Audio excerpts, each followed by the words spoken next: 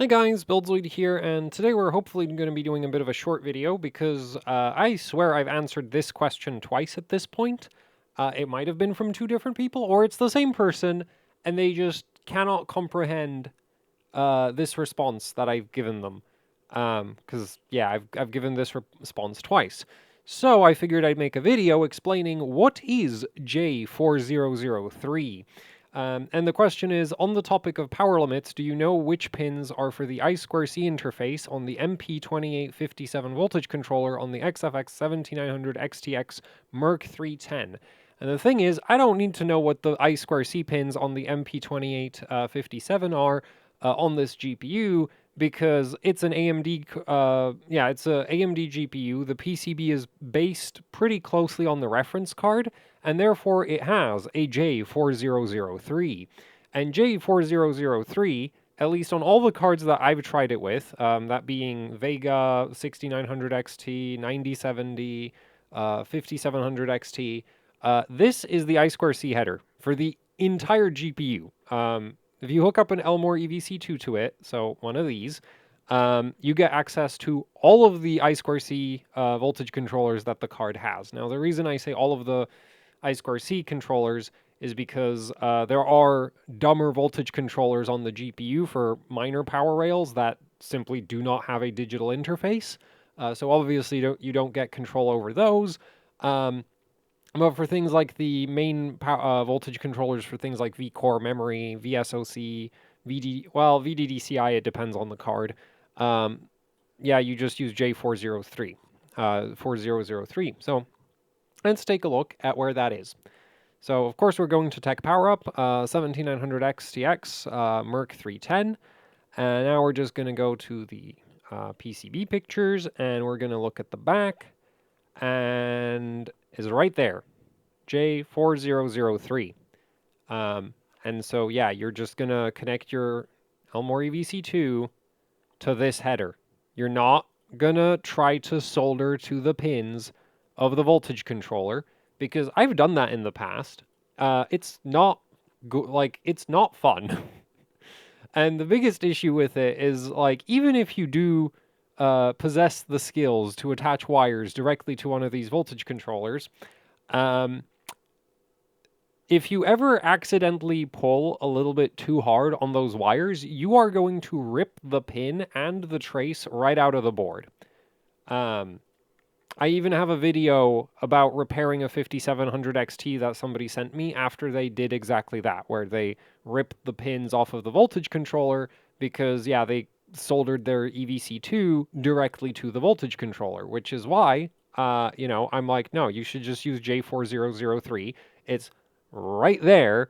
Like, technically, you can also rip J4003 out of the board as well, so I would recommend that you make sure that the wires you're hooking up to it have some kind of stress relief or something. Yeah,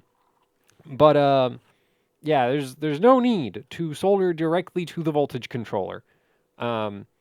Anyway, if you have a 9070 XT like the Mercury OC over here, it's also got a J4003. It's right there. And what's cool with this card is it's actually labeled. So we have ground, SDA, SCL, and I think the pin order is standardized. I'm not 100% certain on that because, the thing is, if you plug the EVC2 in backwards, it just doesn't work. As long as, like, if you flip SCL and SDA around, it just doesn't work. I don't know what would happen if you wired ground to one of the others. Like, ground is easy to identify because you can just use the multimeter to check which pin is ground, but the SDA and SCL, I think, have the same resistance. So, like, potentially these could be in different order, and that makes life kind of difficult sometimes. So, but if you flip them around, the EVC2 is just not going to detect anything, and so then you just flip it around again, and then it'll identify a controller. But anyway, on the on the 9070 XFX cards, it's actually labeled, which is super convenient. And I do think this is the pin order might be consistent. So anyway, so I would try that first on the 17900 XTX, as in I'd try that pin order. Also, that header can be found on just tons and tons of cards. So for example, this Sapphire card, if we look at the back, we have a, where is it? Nope, nope, no. Ah, there we go. Hey, and it's labeled again. How very convenient. J4003 right there. So this is the, what is this? The Sapphire Pulse. If you have a Tai Chi, right? This is a pretty custom PCB, so it's probably not in the same place, but I'm certain it exists. Oh, actually, it's in exactly the same place. Yeah, so we have J4003 again. So that's convenient. What about... Oh, actually, the Asus card is weird. Because Asus changes things quite a bit. And I think on this one, yeah, so you're not going to find a J4003 on Asus cards, at least like Asus custom PCBs. But I think Pcon1 is labeled like power controller 1 something. Like that's the P in that like label is for power. And it's referring to like the voltage controllers. So yeah, because the thing is, I'm a little bit not 100% certain with this one, because on a lot of other Asus cards, they'll put this header right next to the voltage controller. So it being sort of up here in the middle is a bit weird, but it should still be the same thing. Anyway, let's say you want to do a 6900 XT. We've got J4003 right here. And that's what I used with my 6900 XT when I have the EVC2 hooked up to it. Then 5700 XT. Actually, you know what? Let's grab a power color card. Ooh, and the MSI and the reference design. So on this, probably on the back.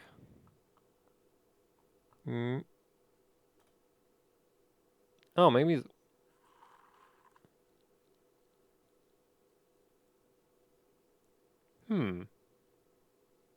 Well, this is taking longer than I was hoping it would.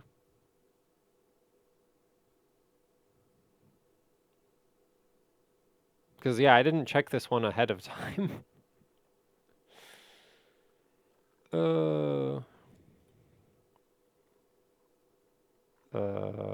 Front then? I mean, it would make very little sense for it to be on the front. Well, I guess that's what I get for not checking in advance, because I was kind of thinking like, oh, it'll just be in the usual places, right? Like, usually it's somewhere down here, or near the voltage controller, which I don't see it. I mean, it might be part of this header right here. But yeah, I'm really not sure. So that was a surprise. Let's try this thing. Oh, there we go. See, like, so what on earth is going on with this PCB then?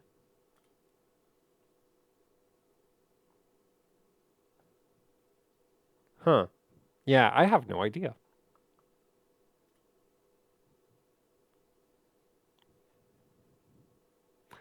That's interesting. But yeah, so on this power color card, we just have J4003, and you can even see the traces running over to the voltage controller. So, yeah, no reason to try to solder directly to the controller, because you literally have pads conveniently laid out for you to hook up the EVC2 with. Now this card I picked because if I remember correctly, this one doesn't look the same as everything else. Yeah, because we have PJP1 over here. And that's the header. So it's labeled differently. It's also a through hole instead of surface mount, but that doesn't really make a difference. Just means that you can connect to it from both the front and the back, as far as I'm concerned. But yeah, so, and I'm not seeing anything else. Cool. I did grab, what else did I grab? I grabbed the reference card. Oh, that's the 6900 XT again. But anyway, at this point, you probably get the idea. It's just like, if you have an AMD GPU and you want to use the Elmor EVC2 with it, first thing you should do is check if there's a J4003, because that is almost certainly going to be the I2C header. So yeah, and on Vega, it's right here, and I've used it. So this one I'm certain about. The thing is, J4003 is also present on older cards, but on, like, well, RX 480, the thing is, with some of these, I'm not entirely certain, right? So if you look at the RX 480, for example, we have J4003 over here, and what I'm a little bit like, what weirds me out about this one is it's kind of in the middle of the card. I mean, you know, it's kind of similar to the position that Vega has, but that the voltage controller is up here. So this being there is kind of odd. And also we have like a J4 4304 over here, which yeah. And then we have like a J4001 down here. So this one I'm not so sure about. But chances are this is still the I2C header. Right? Because I do think, like, I'm not 100% certain that it's like completely standardized that every AMD card or, well, it's not going to be every card because we did see some custom PCBs that have like different labels for the I2C header, but at least the reference design based PCBs, like PCBs that basically take the reference design from AMD and just slightly modify it, those usually have a J4003. So like this is an example of something that doesn't because it's a very custom PCB from Asus. Right, and this though has that SCON1 over here. So wait, no, that's probably for the RGB controller. And we have PCON100 over there. This is probably the I2C header for the VRM. This is probably for programming the RGB chip. Anyway, man, I forgot how nice this PCB is for an RX 480. This has enough power delivery to run a 1080 Ti. Actually, this is a kind of an upgrade from a reference 1080 Ti PCB in some ways. Anyway, we keep going back, say 7970s. We'll just grab the reference PCB. And so this one, and this is another one that I'm not sure about because J4003 does exist, but it looks really weird. Right? Like it's right there. But them pads look sus. so this one I'm not sure about. I haven't tested it. I do have like a ton of 7970s, but I'd have to like pull one out and actually check it, and I didn't feel like doing that just for this video. But anyway, hopefully at this point you get the idea. If you're looking to hook up a EVC2 to basically any AMD GPU, the first thing you should do is check if you can find a header labeled J4003, because that is probably the I2C header. And you should probably try that header first, right? As for the pin order, I mean, I think it's always going to be the same as this XFX card over here. I mean, I have no idea what's going on with the 7970 PCB, like, you know, different. But I think when you get the pads looking like when you get the header that looks like this, I think the pin order is probably always the same, because from a like the whole reason this header exists is like it's probably used for programming the voltage controllers during product development, and so it would make sense to just have like, you know, yeah, we have this debug header on the board and it always has the same pin out, and it's had the same pin out for like several years and nobody's changing it. That would make sense to me. I don't know for sure. And yeah, like, but, like I would probably like if I found a J4003, you can just check ground with a multimeter, and then the other two you can just hook up the EVC2 and it'll either work or it won't. And if it doesn't, then you just flip the wires around, and then it should work if it didn't work the first way around. So yeah, anyway, that's it for the video. So hopefully I have answered this to exhaustion. And you found this somewhat interesting, if not particularly useful. So thanks for watching. Like, share, subscribe, leave any comments, questions, suggestions down in the comment section below. If you'd like to support the channel, I have links in the description that you could check out. That would be very much appreciated. And that's it for the video. So thanks for watching, and goodbye.